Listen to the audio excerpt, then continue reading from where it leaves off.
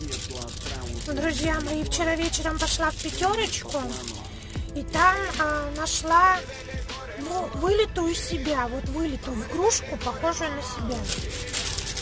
Вы не представляете, это просто любовь с первого взгляда. Посмотрите, как она на меня похожа. Смотрите, а это я вечером после рабочего дня. Милота.